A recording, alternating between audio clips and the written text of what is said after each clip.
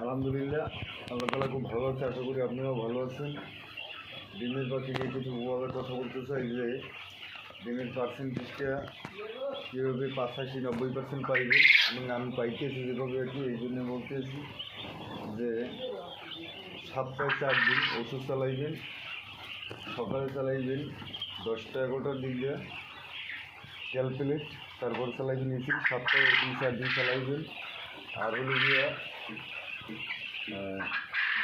খাবারটা খাওয়াইবেন নারিশের, ভালো দামি খাবার খাওয়াইবেন। এই নারিশের খাবারটা খুবই একটা ভালো, বা আপনি অন্য খাবার খাওয়াইলেও সমস্যা না, কিন্তু এই খাবারটা ভালো।